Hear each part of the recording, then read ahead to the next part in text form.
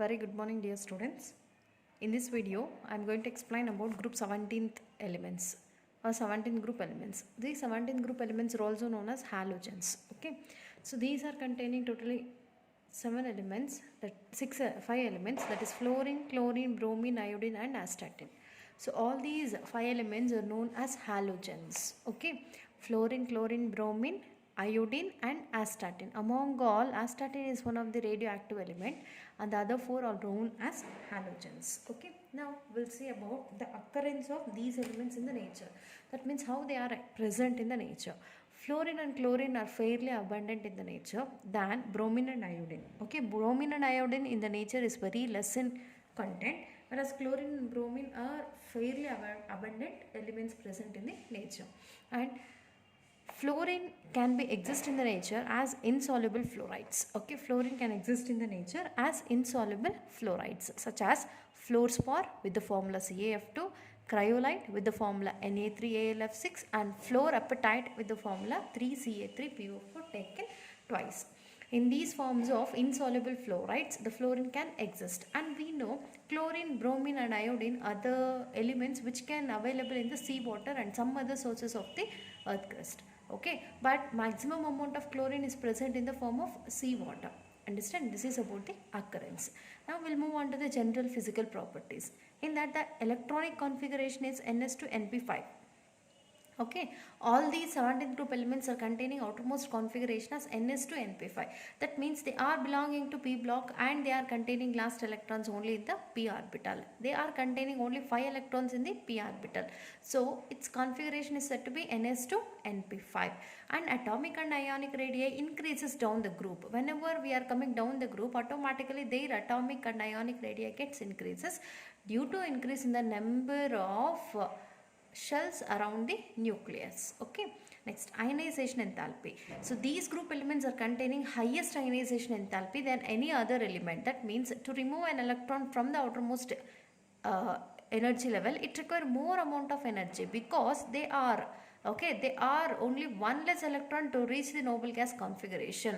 Okay, in that condition they are not ready to lose one more electron. So if you want to remove the one more electron, then we need maximum amount of energy, so that we can say they are containing higher ionization enthalpies, and these ionization enthalpies decreases down the group. Okay, whenever we move down the group, automatically these ionization enthalpies decreases. Okay, and electronegativity. Okay, these group elements are containing very high electronegativity and it decreases down the group. Okay, that means among the all, fluorine is the most electronegative element. Okay, down the group it automatically decreases. And if you see about the general physical properties, fluorine and chlorine always exist in the form of gases. Okay, this is about physical state of fluorine and chlorine. Bromine can exist in the form of liquid, and iodine can exist as solid. So their physical states get changes. Fluorine, chlorine always exist as gases. Bromine exists as liquid, iodine exists as solid. Okay, among all, fluorine and chlorine react with water very easily. Bromine and iodine are sparingly soluble in water. So among all, fluorine and chlorine react with water. Bromine and iodine are sparingly soluble in water, and their melting points increases with atomic number. Okay, once the atomic number increases, automatically their melting points are also increases. That means among the all, iodine is containing the highest melting point because down the group it gets increases. And if you see color of these group elements, why they are showing colors means because they tries to absorb energy. Whenever they release that excess amounts of energy, the released energy can cause the color of the element. Okay, now fluorine is always exist in yellow color, chlorine exists in clear greenish yellow color, bromine always exists in red color, iodine exists in violet color. Okay, this is about the physical state, color and their melting point all comes under general physical properties. Now we'll see about the compounds of chlorine. In your syllabus you have only about the compounds of chlorine. We have two important compounds of chlorine that we'll see now. The first compound is chlorine. So such chlorine can be prepared by using two important methods. One is by using manganese dioxide. When manganese dioxide reacts with 4 HCl, 4 moles of HCl. So Mn reacts with Cl2 released in the form of MnCl2 and Cl2 gas is released. That means here Cl2 is prepared by releasing water molecule. So whatever 2 hydrogens are left, 4 hydrogens will take 2 oxygens and eliminates as H2O. And one more method is there. When sodium chloride, 4 moles of sodium chloride reacts with manganese dioxide and sulfuric acid. Okay, first manganese will take these two chlorines and eliminates as MnCl2. And whatever 4 sodiums are there, that reacts with 4 hydrogens and sulfate and eliminates as 4 NaHSO4, sodium hyposulfate. And here 4 hydrogens are left, right? These 4 hydrogens will take 2 oxygens from here and eliminates in the form of 2H2O. And whatever 2 chlorines are left over, that 2 chlorines together eliminates as dichlorine or chlorine. Okay, by using these two methods we can prepare chlorine. And even we can manufacture this chlorine in bulk amounts in the industrial level. So we'll see how to manufacture this chlorine. So by using two important methods we can easily manufacture the chlorine. First one is Dalton's process. In Dalton's process, when hydrochloric acid reacts with oxygen in presence of cuprous chloride, when hydrochloric acid reacts with oxygen in presence of cuprous chloride, it can be converted into chlorine. Okay. And another important method, so this is important for 2 marks. Explain about Dalton's process. So Dalton's process is mainly used to manufacture the chlorine in bulk amount by using hydrochloric acid. In the same manner, we can also manufacture this chlorine by using electric process. In electric process, electrolysis of brine solution. Brine solution is nothing but concentrated NaCl solution. So whenever concentrated NaCl solution participates in electrolysis, that leads to give chlorine as the final product. Okay, that is about the preparation and manufacture of dichlorine. Now we'll see about the properties. The first property is that this dichlorine or chlorine reacts very easily with number of metals and non-metals. Okay, with n number of metals and non-metals can easily react with chlorine. So see for example aluminium. Okay, aluminium is a metal. When it reacts with dichlorine, it converts into AlCl3, aluminium trichloride. In the same manner, sodium when react with chlorine converts to sodium chloride. And even iron is also one of the metal which can react with chlorine, converts into iron trichloride or iron chloride. That means all these are metals. When metals react with chlorine can give corresponding chlorides. In the same manner, chlorine can also react with non-metals. Chlorine can also react with non-metals such as phosphorus and sulfur. When P4 react with chlorine, 6 moles of chlorine converts into PCl3, that is phosphorus trichloride. And sulfur can also react with chlorine, can give sulfuryl chloride. This reaction indicates that chlorine can react with both metals and non-metals. And even it reacts with the compounds containing hydrogen. Whenever it reacts with hydrogen, it converts to HCl. In the same manner, hydrogen sulfide, that is H2S, it is a compound of hydrogen. When it reacts with the H2S, it gives 2HCl and sulfur gets separated. Even hydrocarbon is also a compound containing hydrogen. I have taken here one of the example of hydrocarbon, that is C10H16. When this C10H16 hydrocarbon reacts with chlorine, it releases HCl and releases 10 carbon atoms. Okay, all the chlorines and hydrogens react together and eliminates as HCl, and carbons, 10 carbons are get separated. Okay, and chlorine can also react with ammonia. Okay, in two different reactions. If you take excess amounts of ammonia than chlorine, okay, excess amounts of ammonia when react with chlorine, it can give ammonium chloride and releases nitrogen gas. So this reaction is very important for completion of reactions, either for 1 mark or 2 mark. Okay, remember carefully, if excess amounts of ammonia reacts with chlorine, it can give ammonium chloride and releases nitrogen gas. If suppose minimum amount of ammonia reacts with excess amount of chlorine, because here we have taken only 1 mole of ammonia and it reacts with 3 moles of chlorine. When ammonia reacts with excess amounts of chlorine, it reacts with it can give nitrogen trichloride and HCl. Okay, so that is about the reaction with ammonia. So these two reactions are very much important, either for 1 mark or 2 mark. Even chlorine react with sodium hydroxide in both the condition, that is cold and dilute, hot and concentrated condition. If chlorine reacts with cold and dilute NaOH, it releases sodium chloride and hypochlorite. Okay, it can give sodium chloride and hypochlorite when chlorine reacts with cold and dilute HCl, dilute NaOH. So this is important for 1 mark question. Okay, and even when chlorine react with hot and concentrated sodium hydroxide, it releases sodium chloride and sodium chlorate. NaClO3 is one of the sodium chlorate. So this is also important for 1 mark. Okay, completion of reaction. When hot and concentrated sodium hydroxide react with chlorine, it can give chloride and chlorate.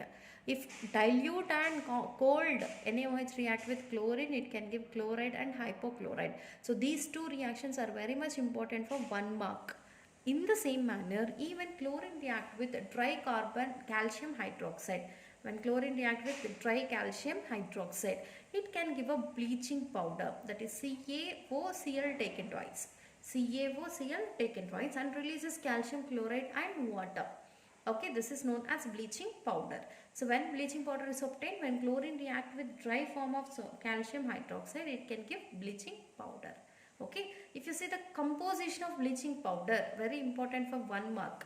So composition of bleaching powder: CaOCl taken twice dot, CaCl2 dot, CaOH taken twice dot, and 2H2O. So this is the composition of bleaching powder, which is very important for 1 mark. So this composition of bleaching powder, if you observe, it is also containing chlorine.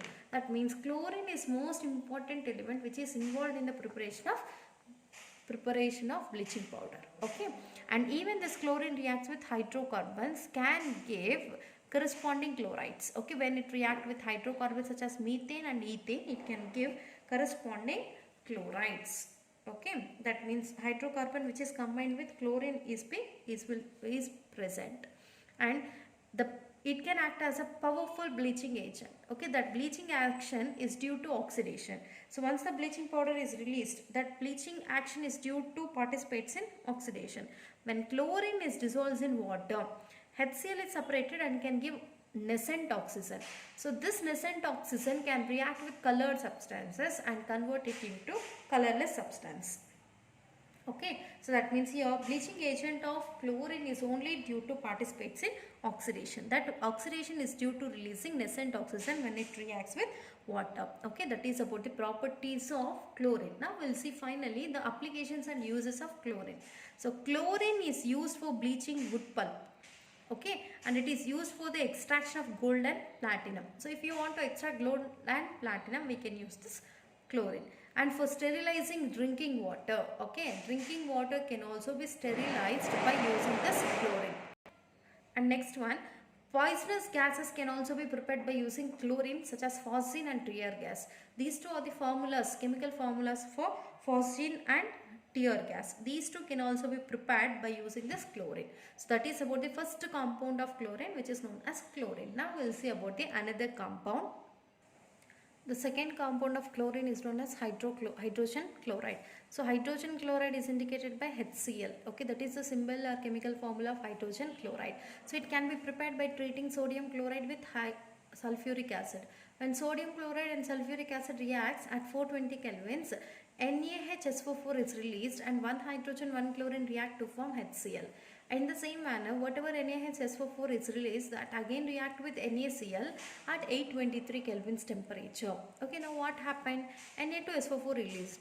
Na2SO4 is released. And now what is left? Hydrogen and chloride. So these two react together can give HCl. Okay, by using these two methods, we can easily prepare HCl.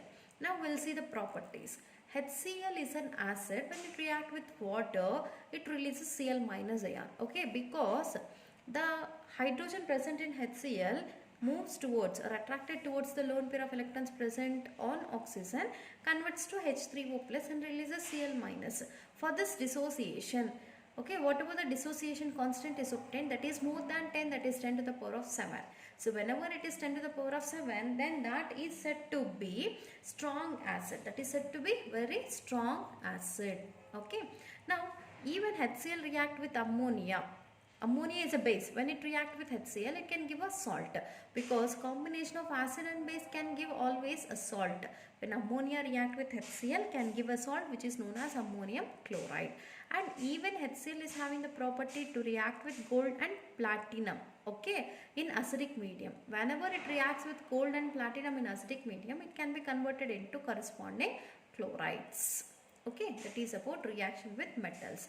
And even it decomposes salts of weak acids. So salts of weak acids examples are sodium carbonate, sodium bicarbonate and sodium sulfate. These three are examples of salts of weak acid. Okay, whenever they react with HCl, they can be converted into corresponding chlorides, sodium chloride, and releases water and carbon dioxide or sulfur dioxide. So that is about the second important compound, which is known as hydrogen chloride. Now, the last important compounds formed by the chlorine is known as oxoacid. I already told you many times what is meant by oxoacids. Oxoacids are nothing but the compounds containing hydrogen and oxygen are known as oxoacids of chloride. So, most four important types of oxoacids are formed by chlorine, known as hypochlorous acid, chlorous acid, chloric acid and perchloric acid. So along with the chemical formulas I have mentioned, and these are the structures of oxoacids of chlorine. So there is a chance to ask one more question from the structures of oxoacids of chlorine. Okay, so try to learn and practice the structures. Or in all the four structures, the central atom is nothing but chlorine. Okay, and remaining hydrogen and oxygens are connected to the chlorine by using different types of bonds. That is about the topic group 17th elements and compounds of chlorine.